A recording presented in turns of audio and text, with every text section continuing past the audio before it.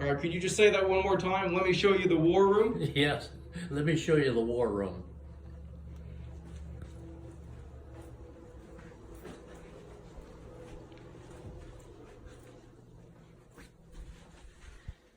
This is souvenirs that I brought back with me.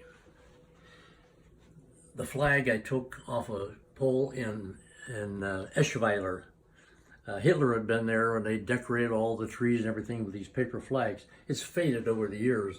I'm going to get this redone so I can turn it around. It should be red on the other side. And down here is a little tiny piece of metal, and that's the one that the doctor dug out of my head when I got wounded the second time. And I asked if I could have a piece of it. He said, sure. Put it in my hand and stuck it in my pocket and managed to get it home. Took this out of a drawer, German home that we were in.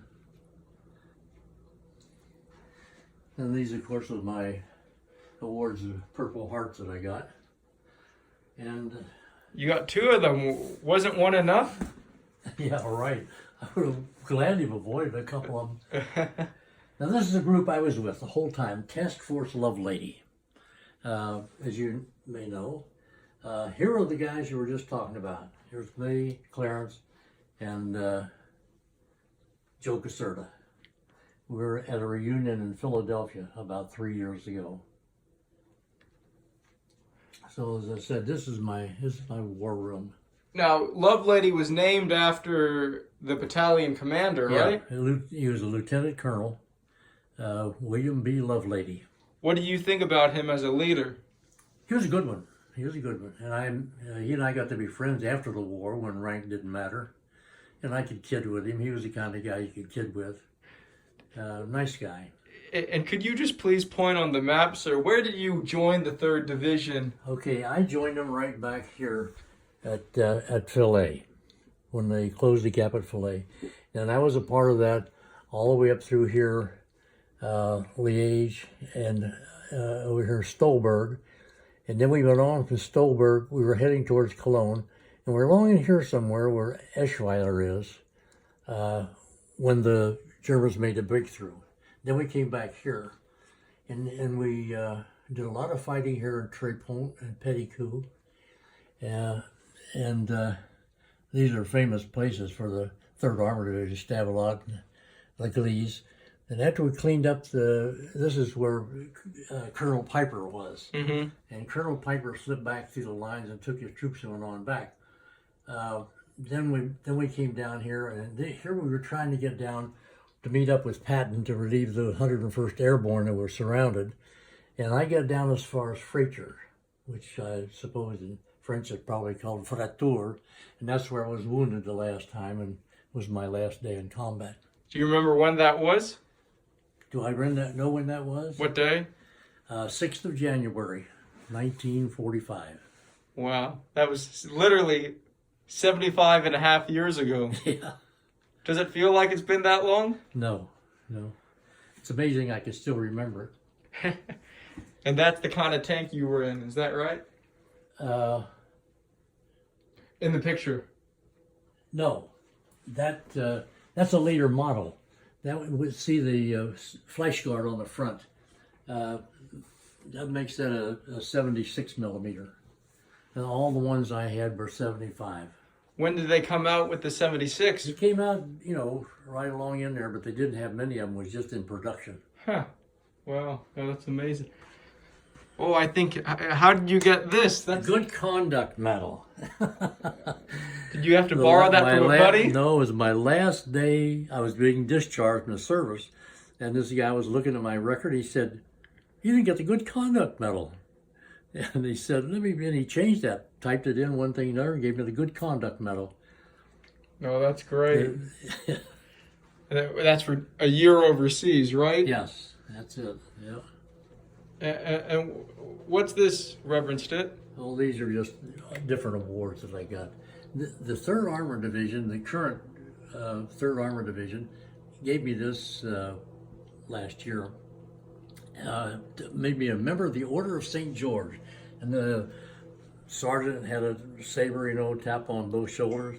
Wow. I've had a lot of laughs out of that because they keep telling my family, you got to call me Sir Walter. Yeah. I say, yeah, sure. It's like a knight. But it is nice, and I was real pleased that they did that.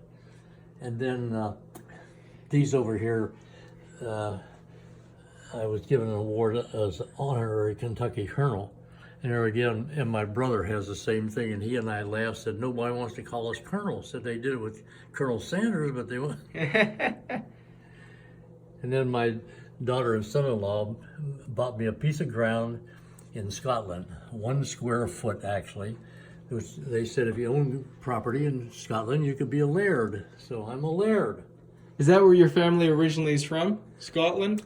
There are still some Stitts in Scotland. Wow. My father and my grandfather, I remember them talking about some of the older people in our family were Scotch-Irish. And there was a bunch of these Scotchmen that immigrated to Ireland, but they were Presbyterians and Protestants. And of course the Irish were Catholic, so they didn't get along. So then they just immigrated to the States.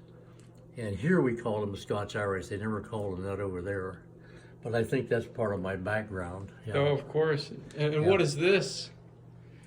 Over here? This quilt. Yes, when I retired from this congregation, unbeknownst to me, the people in the congregation got together and they made all these little patches in this quilt that are all related to my ministry up until the time when I left there, until I retired there. Wow. And then they called my daughter and said, oh, tell us all the places your father's been. So she told them all the places we'd been, and she told them Sweden. And we'd never been to Sweden, but it's the only one out there that we haven't been to. That might just be an excuse for you to plan a trip. There you go. Well, I've been to Norway right next door, but... What is that? Well, I had a pilot's license, private pilot's license, and one of my friends who did this kind of crafty things made that for me for a Christmas present. Oh, I think that's great. The other chart, of course, is the tube. Underground tube in London, yeah. Oh, this is amazing. Now, let me show you something else out here. You're around the corner here. This tank was given to me. You could buy it. You bought it at Walmart, I think. And it has the 3rd Armored Division insignia on there. And that's the way that Sherman looked, with one exception. This one, another later model, has a hatch for the loader. And the tanks that I was in, the 3 tanks that I was in, did not have that hatch. The loader was the tank commander got out, the gunner got out, and then the loader got out. Oh, wow. And then this up here, Fracture Wu Remercie. My last wound was in that village of Fracture. And when we went back 50 years later, the tour director, who was a member of 3rd Armored, ran a touring business, told these people that one of the people who had fought there in this town was going to be on this trip. And so this local farmer made this for me. And after we had lunch at the restaurant there, he asked if I would come up, and I did, and he gave me this. And you can see inside it says, "Thank you for freedom." Wow. That meant a lot. And is this what the town looks like now? No, this is, no. This is where we had the restaurant, where we ate. It's called Barak de Furniture, but... it's amazing that he took the time to do that. Yeah. It must have meant a world to you. Oh, it did. It really did.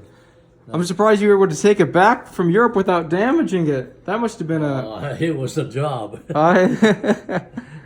Yeah, we got a box. We packed it up very carefully to get it back. Yeah. No, that's great.